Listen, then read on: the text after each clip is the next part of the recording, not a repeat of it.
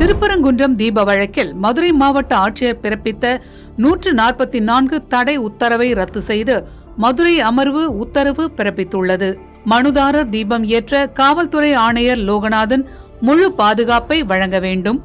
காவல்துறை பாதுகாப்புடன் மனுதாரர் தீபத்தூணில் தீபத்தை ஏற்ற வேண்டும் என்றும் நீதிபதி GR சுவாமிநாதன் உத்தரவு பிறப்பித்தார்.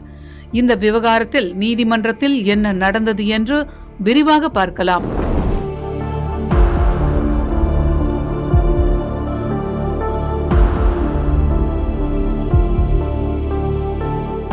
திருப்பரங்குன்றம் மலை உச்சி தீபத்தூணில் கார்த்திகை தீபத்தை ஏற்ற போதிய முன்னேற்பாடு செய்யாத அலுவலர்கள் மீது நீதிமன்ற அவமதிப்பு நடவடிக்கை கோரி ராம ரவிக்குமார் மதுரை அமர்வில் வழக்கை தாக்கல் செய்திருந்தார்.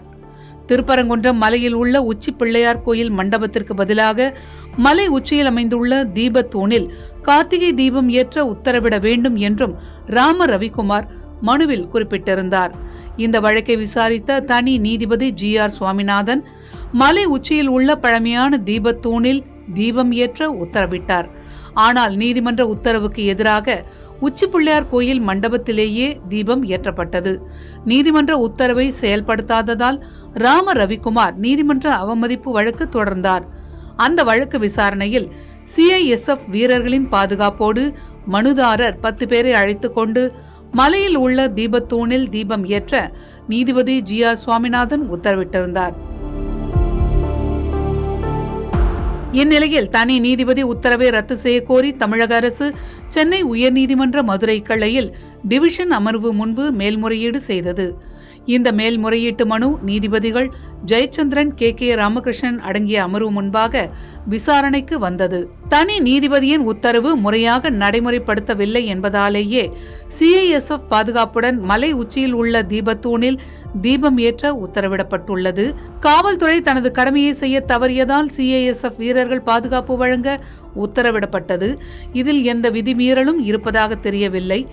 மாநில அரசு தனது கடமையை செய்ய தவறியதால் தான் தனி நீதிபதி மீண்டும் உத்தரவிட்டுள்ளார் என கூறி தமிழக அரசின் மேல்முறையீட்டு மனுவை தள்ளுபடி செய்து டிவிஷன் அமர்வு உத்தரவிட்டது. இந்நிலையில் நீதிமன்ற அவமதிப்பு வழக்கு மீண்டும் தனி நீதிபதி GR சுவாமிநாதன் முன்பு விசாரணைக்கு வந்தது. அப்போது அரசு தரப்பில் தனி நீதிபதியின் உத்தரவை எதிர்த்து மேல்முறையீட்டு மனு தாக்கல் செய்யப்பட்டுள்ளது. மேல்முறையீட்டு மனு விசாரணை முடிந்த பிறகு இந்த நீதிமன்ற அவமதிப்பு வழக்கு விசாரணைக்கு எடுத்துக்கொள்ள வேண்டும் என்று கோரிக்கை விடுக்கப்பட்டது. இதற்கு நீதிபதி, நீங்கள் இந்த உத்தரவால் பாதிக்கப்படவில்லை, ஆசீர்வதிக்கப்பட்டிருக்கிறீர்கள் என்று தெரிவித்தார். அரசு தரப்பில் விளக்கம் கேட்டு நோட்டீஸ் அனுப்புங்கள், 4 வாரங்கள் கால அவகாசம் வழங்க வேண்டும் என்று கோரிக்கை வைக்கப்பட்டது. அதற்கு நீதிபதிகள், கோயில் தரப்பு அரசு வழக்கறிஞரும் கோயில் செயல் அலுவலரும் கொஞ்சம் உணர்வுபூர்வமாக நடந்திருக்கலாம் என்று குறிப்பிட்டார்.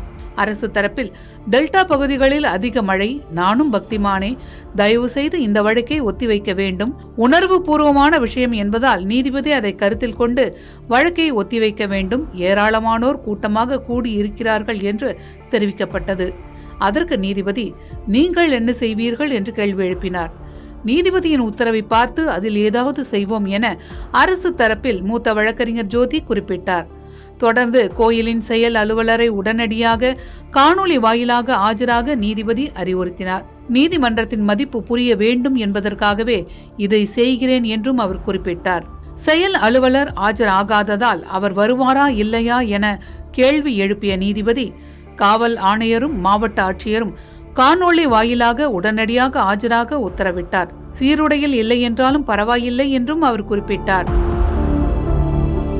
அரசு தரப்பில் அதிகாரிகளை 5 நிமிடங்களில் ஆஜராக வேண்டுமெனில் எப்படி என கேள்வி எழுப்பப்பட்டது. செயல் அலுவலரின் நடவடிக்கையே அவரை ஆஜராக உத்தரவிட காரணம் என குறிப்பிட்ட நீதிபதி, 5:30 மணிக்கு ஆட்சியர், காவல் ஆணையர், கோயில் செயல் அலுவலர் ஆகியோர் காணொளி வாயிலாக ஆஜராகவில்லை எனில் கடுமையான உத்தரவுகளை பிறப்பிக்க தயங்க மாட்டேன் என குறிப்பிட்டு 5:20 மணிக்கு கீழே இறங்கினார். பின்னர் 5:30 மணி அளவில் காவல் ஆணையர் காணொளி வாயிலாக ஆஜரானார். அவரிடம் நீதிபதி, நீதிமன்ற உத்தரவை நடைமுறைப்படுத்த நடவடிக்கை எடுத்தீர்களா என கேள்வி எழுப்பினார்.